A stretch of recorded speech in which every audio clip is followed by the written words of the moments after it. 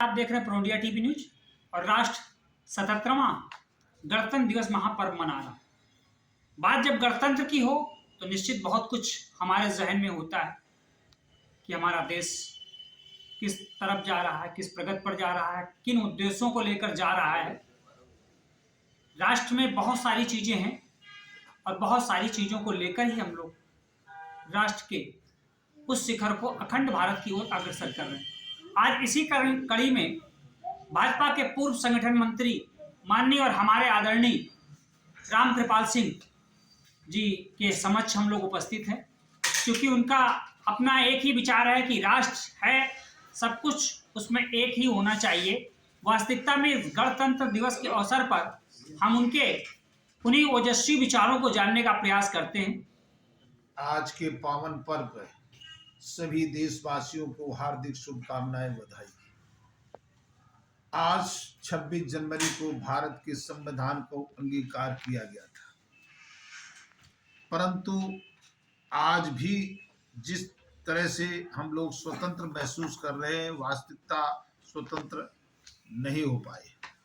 हमको अखंड भारत, नए भारत के निर्माण में माननीय प्रधानमंत्री नरेंद्र भाई मोदी अग्रसर हैं।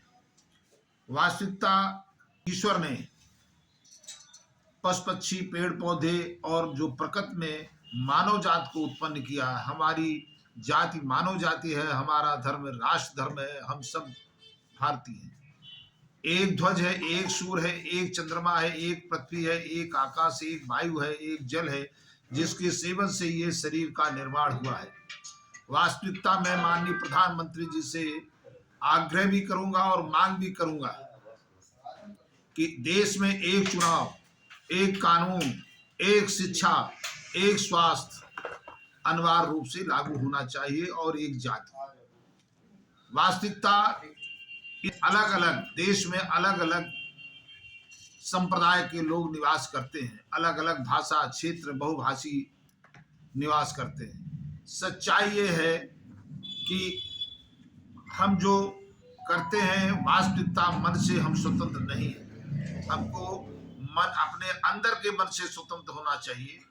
देश में दो ही जातियां हैं, एक गरीब और एक अमीर, बाकी कोई जाति नहीं। इसलिए हमें जात मुक्त भारत का निर्माण का संकल्प लेना चाहिए और गरीबों के लिए देश में कुछ चीजों का अनिवार्य रूप से लागू होना चाहिए।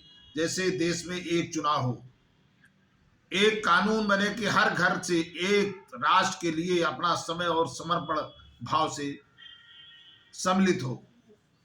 माने सैनिक शिक्षा अनिवार्य है। जो शिक्षा के एडमिशन में हम आरक्षण नहीं, हम शिक्षित होना चाहते हैं। आरक्षण के माध्यम से जो ये रोग फैला है, इस पे पुनर्विचार होना चाहिए और शिक्षा में कोई आरक्षण नहीं होना चाहिए। शिक्षा अनिवार्य रूप से लागू होना चाहिए कि ग्रेजुएशन तक सभी को शिक्षित करना सरकार का परम कर्तव्य है। प्रवेश प्रक्रिया भी सरल होनी चाहिए। स्वास्थ्य में भी सुविधा हो, जैसे आयुष्मान कार्ड माननीय प्रधानमंत्री जी ने जारी किया है। बड़ी बड़ी बीमारियों के लिए सरकार पैसा दे रही है, इसी हिसाब से शिक्षा के लिए भी सरकार कोई योजना लाए और सभी को अनिवार्य रूप से शिक्षित करे, भले सरकार उसका वहन करे।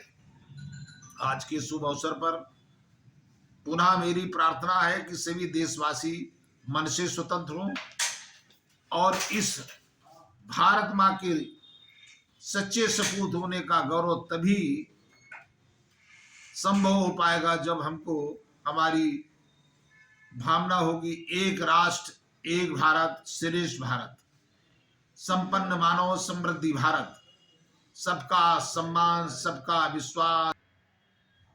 अन्य बातों से संकल्पित जब होंगे तभी हमारा देश का विकास होगा। जब मानव का विकास होगा तभी हमारा भारत अखंड भारत की ओर, विश्व गुरु की ओर जो अग्रसर है, तभी कामयाबी मिलेगी। जय हिंद, जय भारत।